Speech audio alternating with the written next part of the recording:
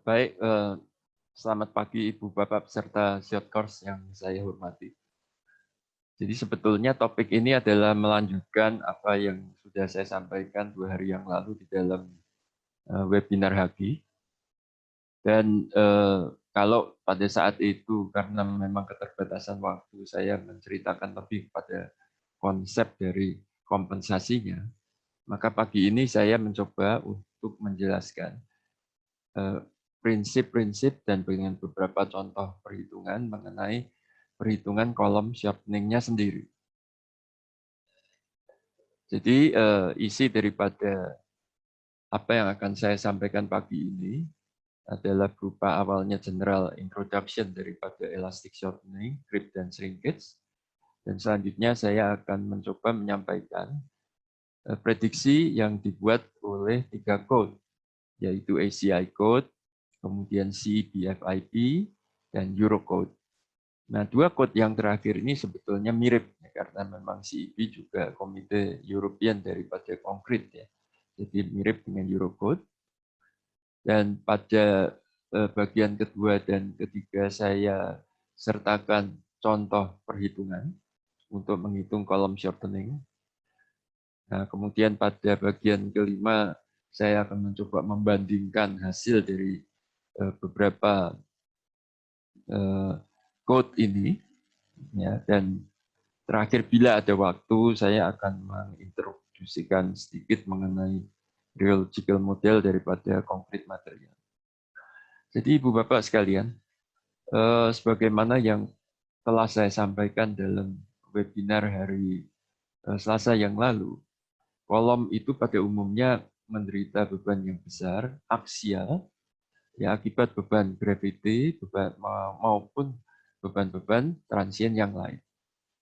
Nah, untuk itu akan terjadi suatu kolom shortening yang bisa saja cukup besar, tergantung dari pola pembebanannya, luas daripada penampang kolom atau wall itu sendiri, atau juga bila ada eksentrisitas pada massa atau kekakuan di kolom di bangunan tersebut.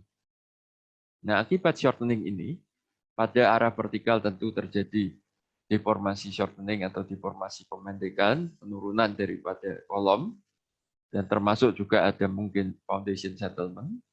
Dan pada arah horizontal, itu bisa saja juga terjadi suatu lateral displacement akibat daripada penurunan atau pemendekan kolom yang tidak merata. Nah, ini yang lalu sudah saya jelaskan, jadi ini untuk coba memulai saja. Nah, juga sudah saya jelaskan waktu itu secara singkat, kalau kita menemui kolom baja misalnya, kita akan bekerja di dalam range elastik linear. Karena baja kita biasanya tidak akan bekerja sampai di lelehnya sini, kita akan bekerja pada bagian yang elastik linear di sini.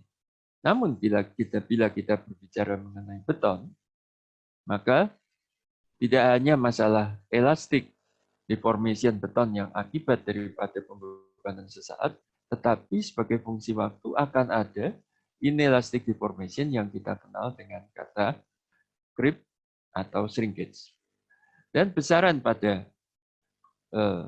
deformasi akibat creep dan shrinkage ini bisa saja mencapai 1,5 sampai 3 kali atau mungkin bahkan lebih bila kondisinya adalah ekstrim, ya, terhadap dari delta 1 ini.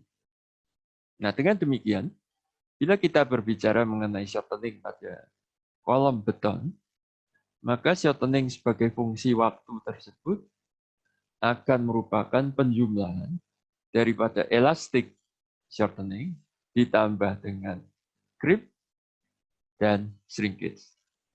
Semua dari ini adalah fungsi T. Karena sebagai fungsi waktu juga semua ini berubah. Termasuk yang elastic shortening pun sebenarnya modulus elastisitas itu berubah sebagai fungsi waktu. Jadi semua ini mengandung adalah fungsi T. Nah, saya akan masuk ke permasalahan creep dan shrinkage yang akan menjadi topik bahasan utama pada pagi hari ini. Nah, creep itu adalah suatu deformasi dari beton pada kondisi pembebanan tetap dan sebagai fungsi waktu. Jadi kalau beton dibebani, sesaat dia akan memendek. Itu yang kita kenal dengan pemendekan elastis. Tapi pada saat bebannya tidak berubah dan bekerja terus di sana, beton akan memendek lagi sebagai fungsi waktu. Padahal bebannya tidak bertambah. Itu yang disebut adalah creep. Nah, creep sendiri terdiri dari yang kita kenal dengan basic creep, yaitu adalah creep utama atau creep dasar yang diakibatkan oleh akibat pembebanan ini terjadi penggelinciran dari pori-pori atau juga butiran-butiran di dalam beton yang mengakibatkan terjadi perubahan daripada volumenya. Nah, yang jenis creep yang lain adalah drying creep. Dan drying creep ini adalah diakibatkan oleh drying, proses pengeringan pada beton.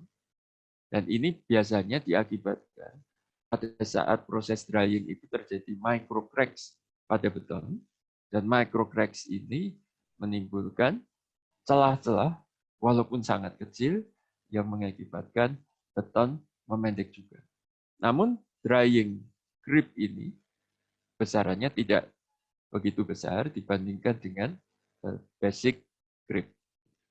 Itu adalah creep.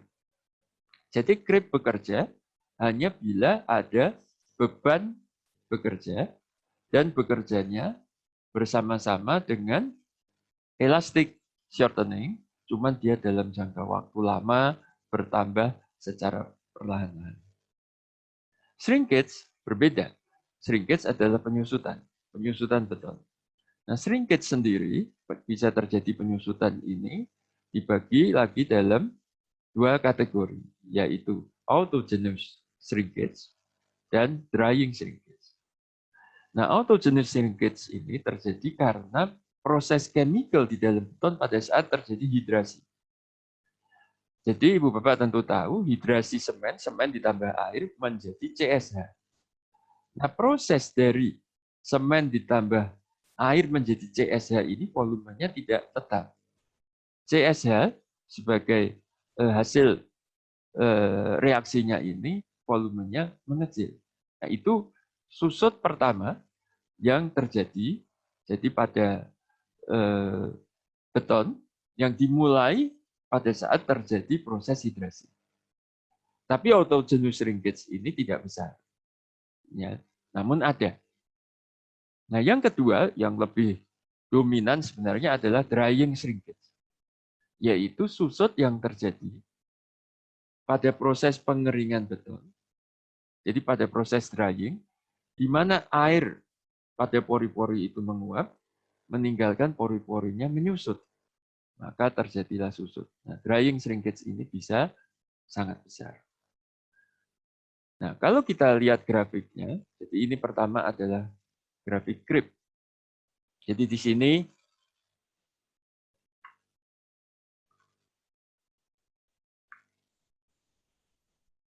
ya kursornya ini adalah, jadi kalau saya lihat dulu yang kiri. Jadi ini adalah hubungan stres dan strain. Jadi saya kasih beban ini sesaat, kemudian beban ini saya hentikan dengan besaran yang sama dan dia terjadi deformasinya terus. Nah, kalau kita lihat strain terhadap waktu, jadi sesaat ini, pada saat T0 saya bebani ini terjadi deformasi elastis, dan kemudian creep-nya ini sebagai fungsi waktu. Nah, epsilon CT ini adalah creep yang terjadi pada waktu T. Sedangkan epsilon E T0 ini, T0 adalah waktu saat beban diberikan, dan ini adalah elastis. Jadi ini creep, ini adalah elastisnya. Nah, kalau pada waktu tertentu beban ini saya hilangkan, saya kembalikan bebannya ke 0, maka creep juga akan berkurang, akan balik lagi. Tapi dia tidak akan kembali ke 0. Jadi ada deformasi plastis di sini. Creepnya sendiri bentuknya juga akan lengkung demikian, namun akan sampai suatu batasan tertentu dan tetap ada deformasi plastis. Inilah creep. Shrinkage berbeda lagi. Jadi autogenous shrinkage tadi terjadi sejak terjadi setting pada beton. Yaitu pada saat hidrasi terjadi, mulai terjadi autogenous shrinkage. Nah, pada saat di sini mulai drying itu adalah curingnya mulai dihentikan, maka dia akan nambah dengan drying shrinkage. Jadi sebetulnya ini adalah autogenous shrinkage, ini adalah drying shrinkage. Namun di code ACI, dia tidak membedakan antara autogenous dengan drying. Yang dia hitung adalah shrinkage total after drying. Jadi yang hijau ini. Ini yang di ACI code akan dihitung. Sedangkan di CEB maupun di Eurocode, dia akan menghitung masing-masing autogenous dan drying. Maka memang berbeda ya, besarannya ya tidak sama. Tentu yang pada umumnya yang ACI ini akan lebih kecil. Nah, ada banyak cara memprediksi creep dan shrinkage. Jadi di sini ada ACI code, ada CEB, ada Eurocode, ada Bazan Bewaja, ini B3, ada PCA method Mark-Pintel, Gardner, dan Mockman. Kalau ditanya mana dari code ini yang lebih baik, yang paling persis, sulit untuk mengatakan. Tidak ada satupun code ini yang bisa presisi memprediksi creep dan shrinkage. Pada suatu saat dalam conference itu Profesor Bazan mengatakan ke saya, dia sendiri sebagai anggota dari tim ACI ini, dia mengatakan dia tidak percaya pada rumus-rumus yang ada di ACI ini. Lalu saya tanyakan ke dia, nah, kok Anda ada nama Anda di dalam code ACI kan sebagai komite member. Dia mengatakan itu kewajiban dari setiap komite member untuk namanya dipasang di sana. Padahal dia tidak setuju dengan rumus-rumus yang ada di ACI.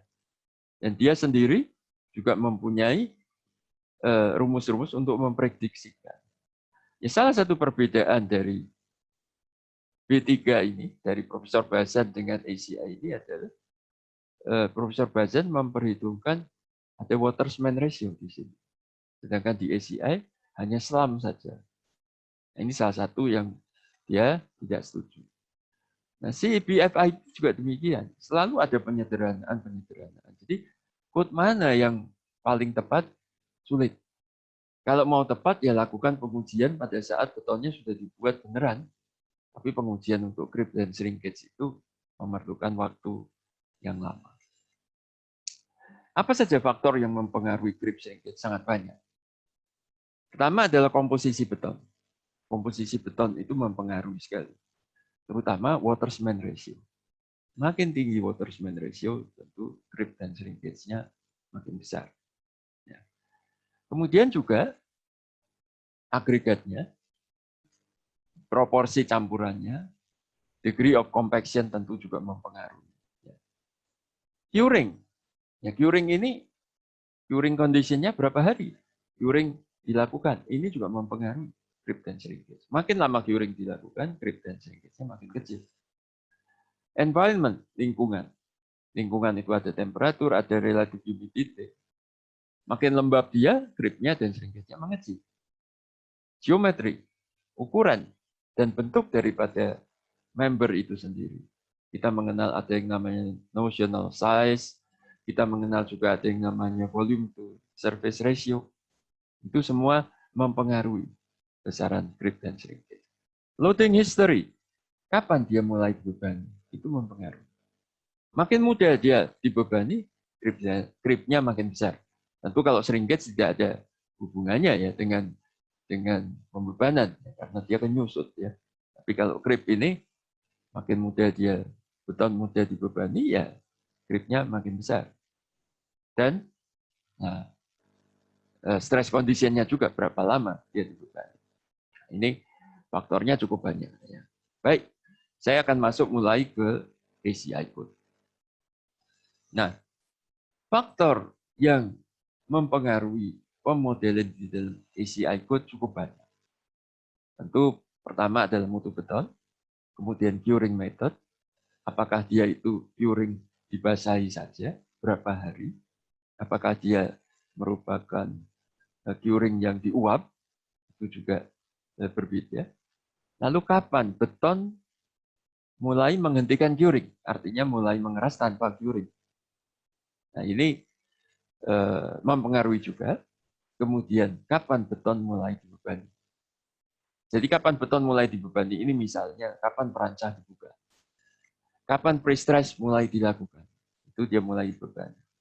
Kemudian relative humidity, volume to surface ratio, concrete slump.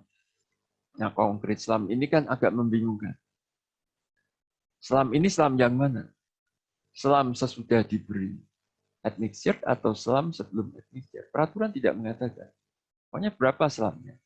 Padahal slump kalau misalnya kita membuat beton bermutu tinggi, water cement ratio-nya hanya 0,34 misalnya. Pasti slumpnya kecil. Apakah slump yang itu? Atau slump setelah diberi admixture, yang menjadi misalnya 12 cm. Nah peraturan tidak secara jelas menggambarkan. Nah biasanya kita mengambil adalah slump yang sesudah pada saat beton sudah diproduksi. Termasuk admixture-nya. Tentu ini mengurangi ketepatan daripada perhitungan prediksi creep dan shrinkage itu sendiri. Find aggregate percentage, berapa presentasi pasir terhadap agregat keseluruhan, berapa kadar semennya. Makin tinggi semen, kadar semen ini, shrinkage dan creepnya akan makin besar. Maka itu dalam berbagai pertemuan saya selalu mengatakan, sebaiknya kita membatasi semen itu tidak lebih dari 450 kg per meter kubik beton. Kalau bisa kurangi, kalau bisa di bawah 400 lebih baik. Sering orang bertanya, kalau semennya kurang, kekuatannya kan berkurang. Ya tidak demikian, karena sekarang kita sudah teknologi beton itu sudah banyak aditif-aditif yang bisa menambahkan material sementisius tanpa menambah semen. Misalnya sekarang kita sudah punya slag, kan? Blast furnace slag. Nah, slag itu bisa menggantikan semen sampai 2/3-nya. Jadi bisa saja kita membuat beton bermutu tinggi 80 MPa, semennya mungkin cuma 200 kilo per meter kubik, yang lainnya diganti slag atau ditambah dengan fly ash atau silika fume. Itu memungkinkan. Lalu tipe semen juga mempengaruhi.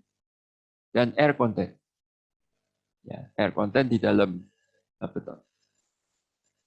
Nah, ACI menentukan suatu kondisi yang disebut standard condition. Itu ada misalnya, selamnya 70 mili itu dianggap standard condition, air contentnya 6%, fine aggregate percentage 50%. Kalau dalam kondisi standard conditions ini, maka creep koefisiennya adalah 1. Tapi kan tentu kita tidak mungkin memenuhi semua ini standard condition. Oleh sebab itu, ACI memberikan rumus-rumus untuk memprediksi. Pengertian daripada creep itu sebetulnya sederhana. Regangan creep atau creep strength itu adalah sama dengan regangan elastis dikalikan dengan suatu koefisien yang disebut creep koefisien. Nah, ini yang harus kita cari. Berapa besarnya creep koefisien tergantung dari kondisi-kondisi tadi yang seperti relative humidity, semen content, dan lain sebagainya. Mohon diperhatikan di sini. Regangan elastis di dalam rumus ACI ini adalah regangan elastis pada saat beton berumur saat dia mulai dibebani. Maka di sini kita memakai istilah ECMT0. T0 adalah waktu pada saat dia dibebani. Ya, jadi ini yang berbeda nanti dengan Eurocode. Di Eurocode ini bukan ECM T0, tetapi adalah E modulus elastisitas pada umur beton 28 hari. Tapi di ACI adalah mengambil modulus elastisitas pada umur beton mulai dibebani. Nah, oleh sebab itu, perumusan regangan total yang disebut epsilon C sigma, yaitu epsilon creep akibat diberi tegangan sebesar sigma, itu adalah 1 ditambah V, yaitu creep koefisien dibagi dengan modulus elastisitas T0. Menjadi sederhana karena semua adalah dipengaruhi oleh modulus elastisitas T0. Jadi regangan total akibat elastis dan shrinkage itu ditentukan oleh suatu fungsi yang disebut compliance function yang besarnya adalah 1 plus V dibagi E T0. Jadi ini saya coba rangkum di sini rumusnya, jadi bisa Ibu Bapak lihat nanti pada handout-nya. Jadi di sini adalah modulus elastisitas T0, ini juga modulus elastisitas T0 baik untuk creep maupun untuk elastis. Nah, kemudian untuk ECMT, jadi modulus elastisitas pada waktu T, itu ACI merumuskan yang ini kita sudah kenal rumus ini, 0,043 gamma C1 pangkat 1,5 akar FC prime, kalau biasa kita menyebut demikian ya. Di sini disebut FCMT karena ini merupakan average daripada strength dari beton ya, yang sebenarnya terjadi. Jadi yang rumus inilah yang seringkali kita kenal di dalam sehari-hari dengan 4.700 akar FC prime. Ya, tapi FC prime-nya itu kalau umur 28 hari. Nah, di sini diganti FCMT pada umur T. Saya ingin mengingatkan satu hal bahwa gamma C itu adalah dalam satuan kilogram per meter kubik. Ya. Ini jangan keliru. Dan satuan yang lainnya ini MPa kan ya. MPa. Nah, untuk menentukan FCMT, PCI memberikan rumusan FCMT terhadap FCM 28 hari, itu ada faktor A dan B, sudah diberikan di sini. Jadi tinggal dimasukkan saja, kita sudah bisa menghitung yang namanya ECMT, termasuk ECMT 0 dalam menghitung creep tadi. Jadi ini adalah grafiknya. Secara ideal kalau kita memasukkan rumus yang ECMT tadi. Nah, tadi di dalam rumus yang pertama berarti dalam menghitung creep itu, regangan creep besarnya adalah regangan elastis dikali suatu koefisien creep. Koefisien creep sendiri adalah suatu creep disebut creep ultimate lah, begitu ya. Creep ultimate dikalikan fungsi dari T. Ini diberikan oleh ACI, sehingga kalau dimasukkan nanti T-nya, kita akan mendapatkan grafik lengkung yang asimptotis tadi itu. Lalu berapa besarnya VU? VU adalah 2,35 dalam kondisi standar condition tadi yang ditetapkan oleh ACI.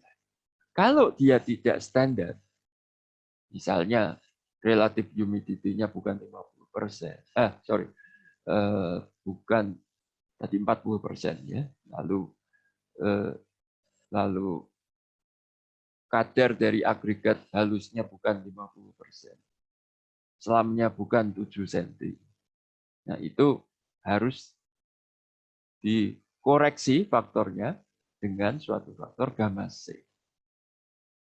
Nah, gamma C ini merupakan perkalian dari beberapa faktor. Ada 6 faktor di sini, yaitu gamma C T0 itu ada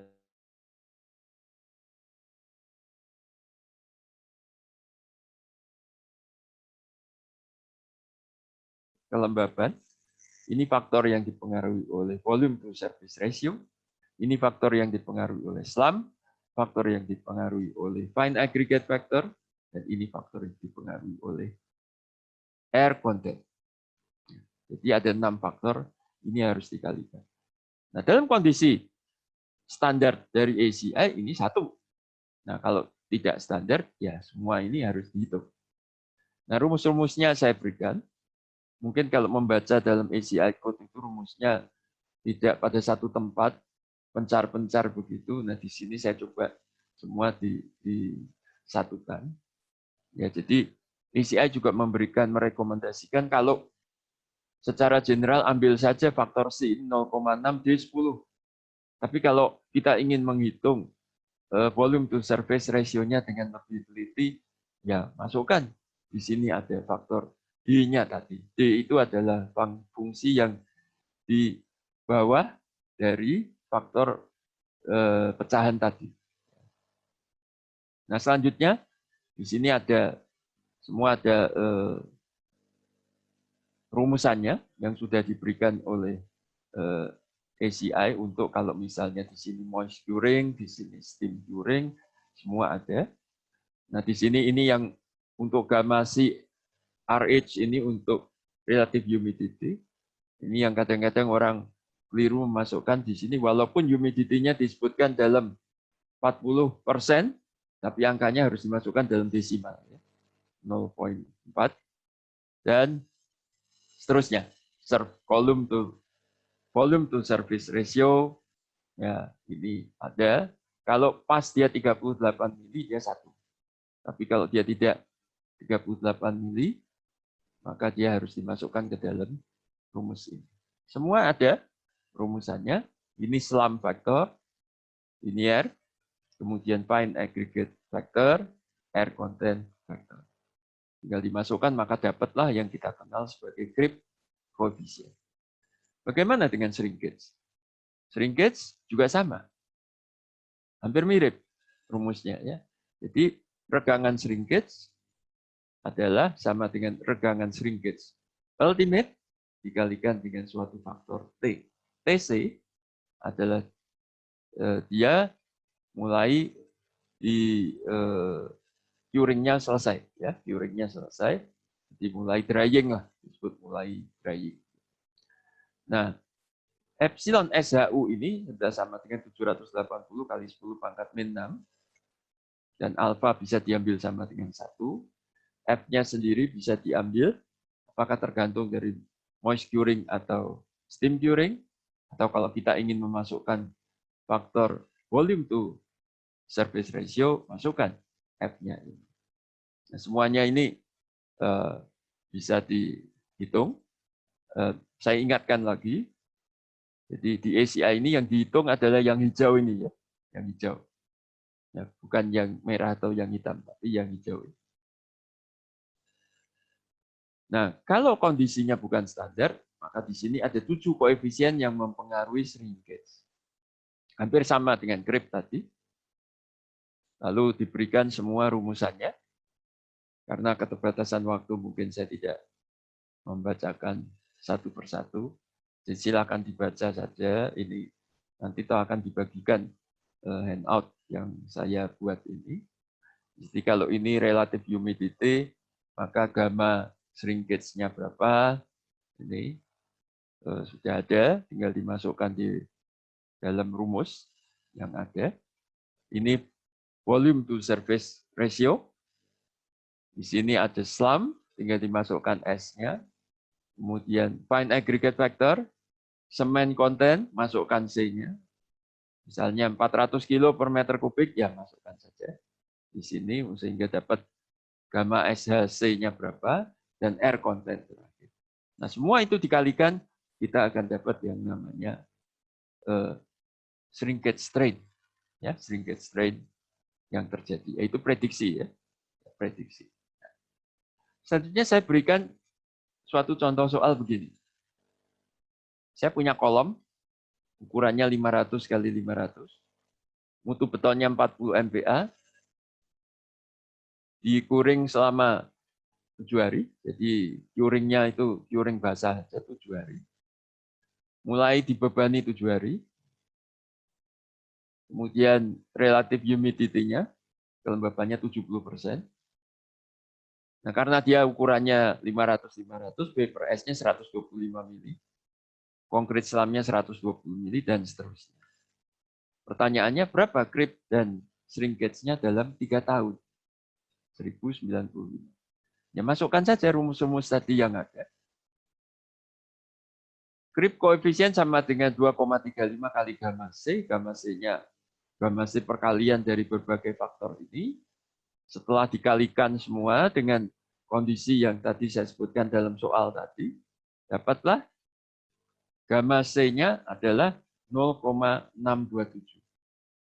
Sehingga creep koefisien 2,35 dikali dengan 0,627 dapatlah 1,47. Nah, masukkan ke dalam rumus yang mengandung T min T0 tadi, buatlah tabel ini, kita bisa bikin grafiknya.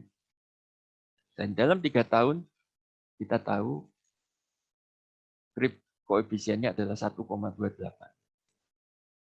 Kemudian saya coba memasukkan data-data tadi dalam soal tadi ke dalam software Midas.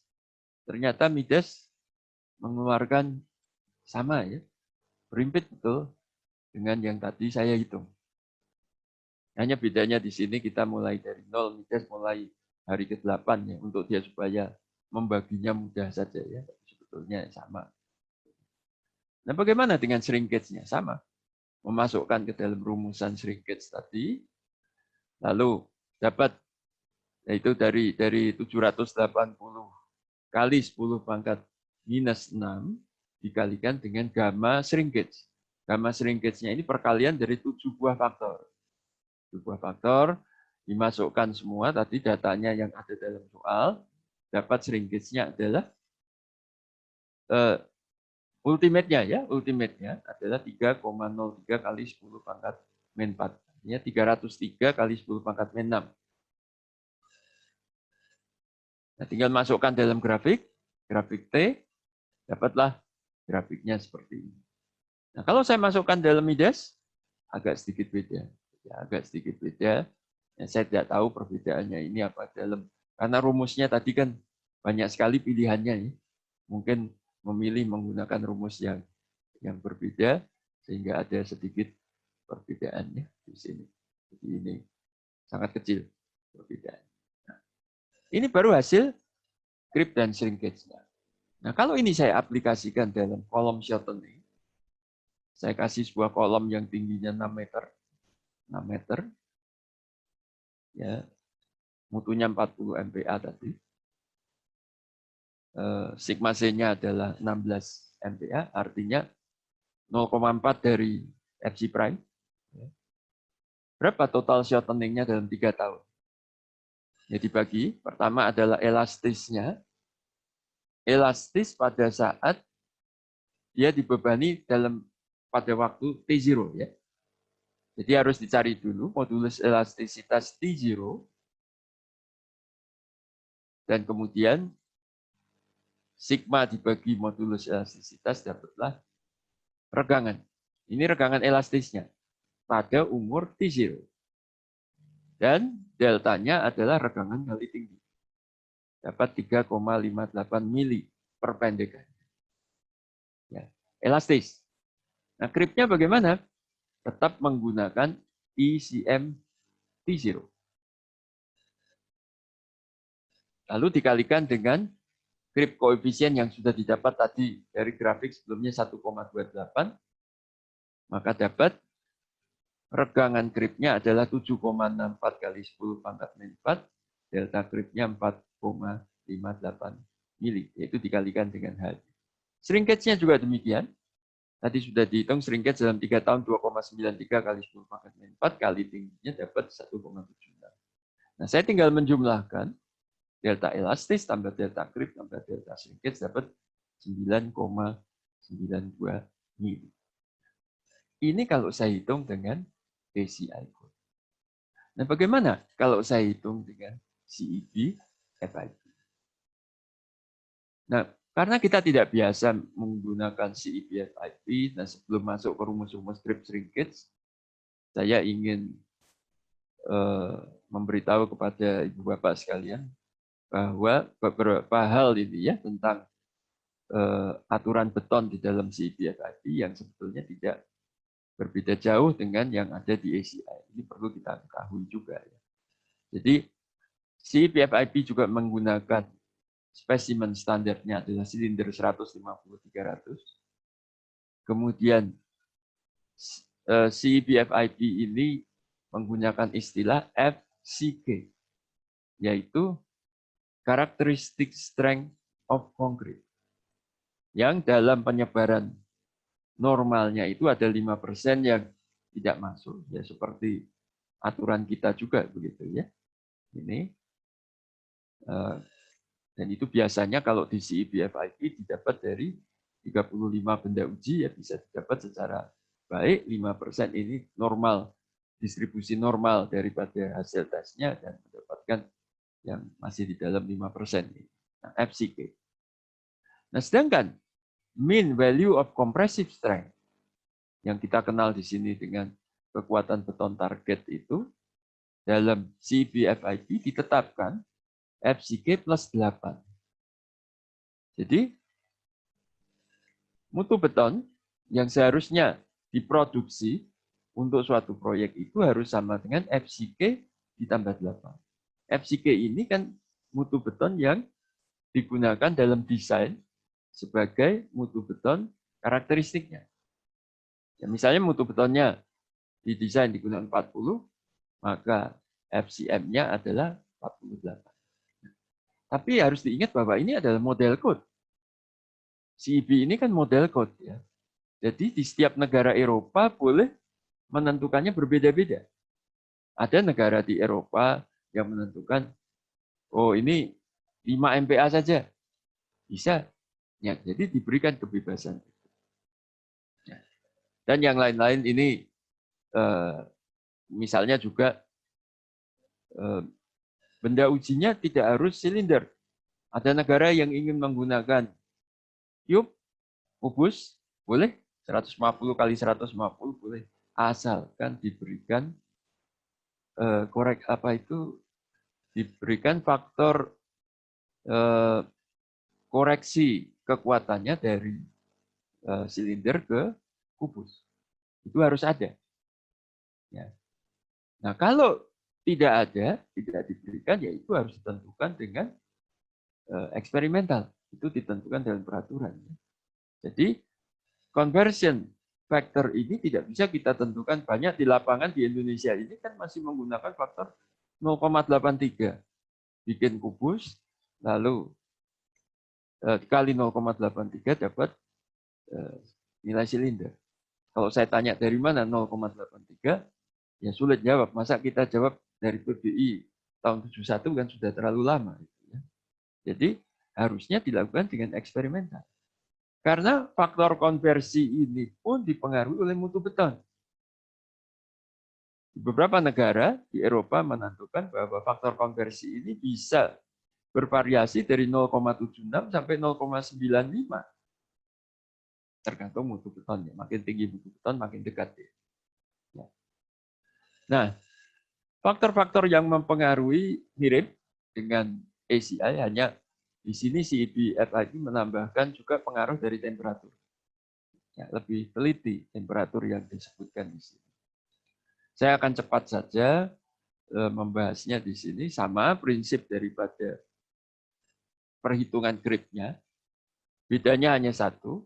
Di dalam peraturan CEB di sini untuk menghitung creep, sigma C ini, beban yang bekerja tetap ini dibagi dengan modulus elastisitas pada umur 28 hari. Kalau tadi di ACI code dibagi dengan modulus elastisitas pada umur T0, di sini dibagi modulus elastisitas pada umur 28 hari. Nah, hal lain yang membedakan adalah creep koefisien di CEP-FIP dibagi dua bagian, basic creep dan drying creep. Sedangkan di ACI tidak. Ya, jadi ini harus dihitung masing-masing. Nah, untuk rumus yang compliance function ini menjadi berbeda dengan yang di ACI tadi. Kalau yang di ACI tadi kan 1 plus P dibagi E T0. Ya. Sedangkan di CB FIP ini menjadi 1 per E T0 ditambah dengan V dibagi E 28 hari. Ya. Tapi prinsipnya sama. Ya. Nah, ini saya coba rangkum rumus-rumusnya untuk Ibu Bapak. Nah, ini juga rumusnya agak berbeda ya. Jadi di sini ECI itu adalah modulus elastisitas umur 28 hari ini adalah sama dengan IC0 kali alfa kali FCK plus delta F per 10. Jadi waktu ngitung modulus elastisitas pun dia tambahkan di sini 8-nya. Jadi FCM sudah dia anggap bahwa ini kewajiban Anda ini kalau Anda ada orang pesan beton mutu 40, itu harus jadi 48 dan perilaku betonnya dihitung terhadap 48.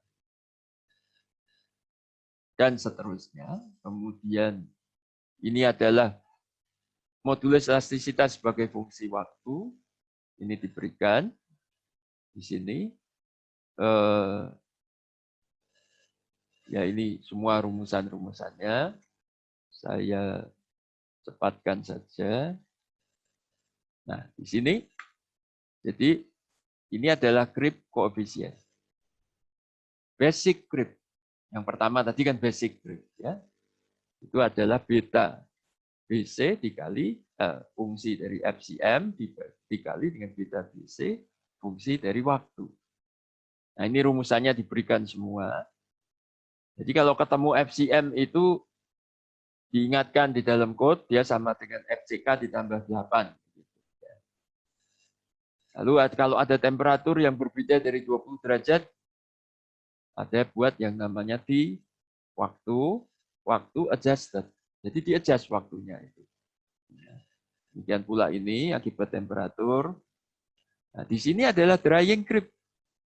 Faktor daripada drying creep ada rumusan-rumusannya sendiri lagi. Jadi ini sudah saya rangkumkan rumusan-rumusannya. Jadi ini tinggal digunakan. Lalu efek daripada temperatur luar juga diberikan di CB FIP. Ya.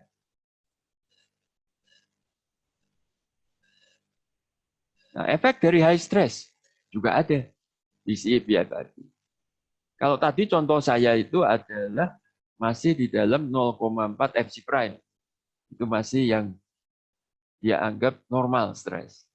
Tapi kalau sudah di atasnya high stress ada koreksinya lagi. Ada koreksi dari faktornya lagi. Itu diberikan di CB FIP. Nah, kalau shrinkage juga sama. Dia ada yang disebut basic shrinkage, yaitu autogenous shrinkage dengan drying shrinkage.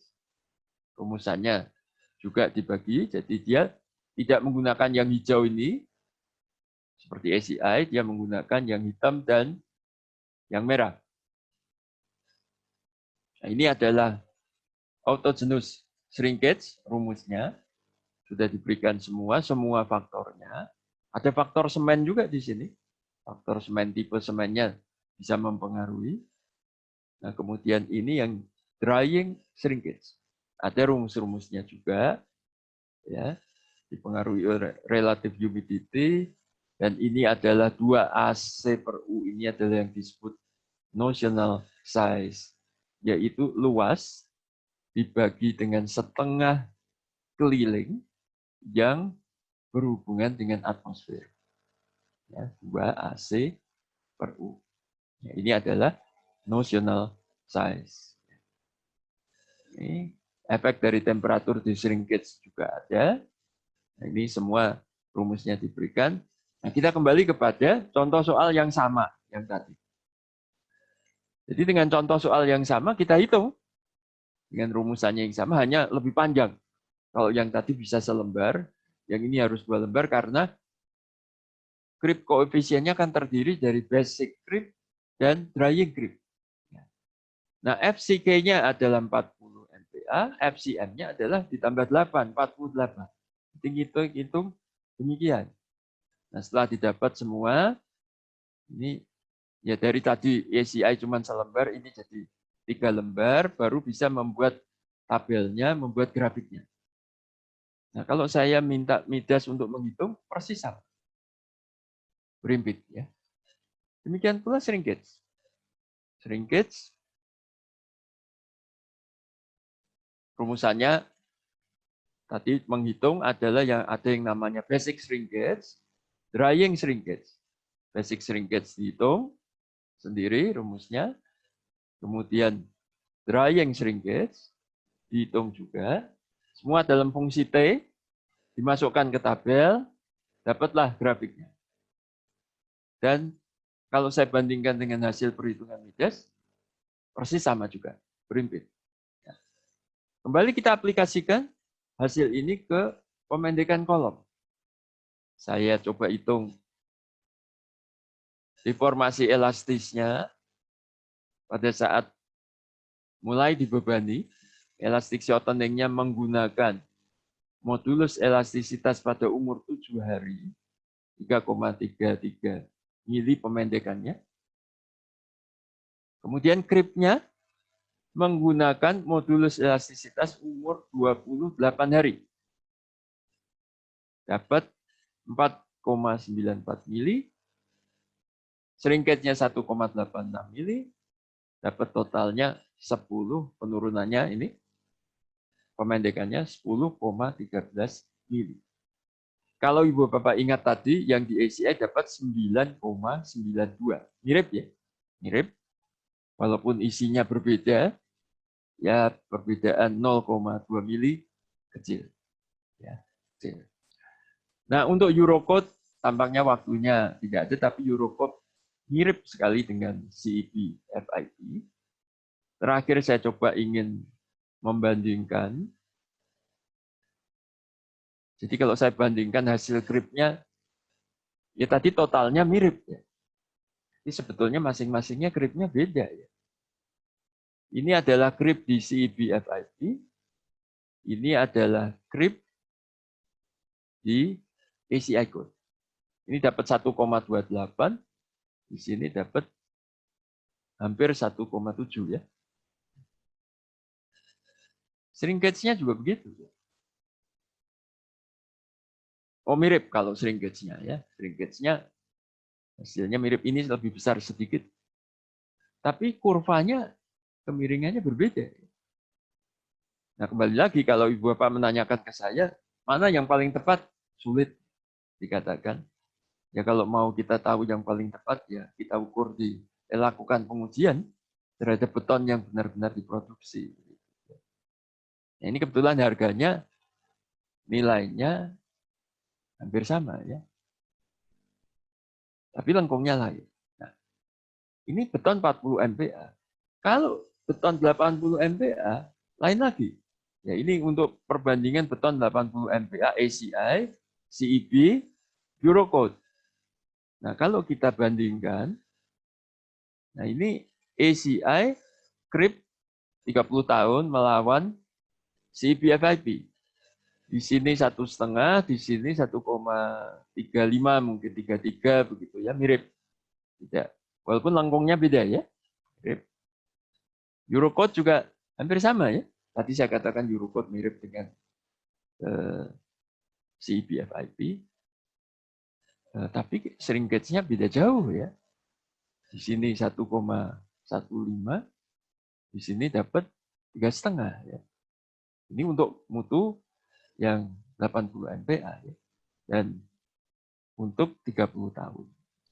Jadi perbedaan yang mendasar prediksinya CEB dan ACI itu adalah CEB ini shrinkage-nya masih naik terus. 30 tahun juga masih naik nih. Nah, di ACI ya sudah 3 tahun saja sudah mendatar dia. Ini. Ya mana yang betul? Ya harus dilihat juga tergantung dari mutu betonnya, di komposisi betonnya. Sekali lagi harus dilihat pada hasil pengujian di lapangan. Sebenarnya saya ingin ada introduction kepada rheology model, tapi tampaknya waktunya tidak ada. Jadi saya ingin membuat. Jadi kalau tadi yang kita bahas itu semua adalah empirical model. Kalau ini adalah basic teori dari rheological model. Mungkin dilihat saja dulu, kalau ada kesempatan yang lain nanti akan saya jelaskan dalam kesempatan yang berbeda. Terima kasih. Waktu saya kembalikan kepada Pak Andi.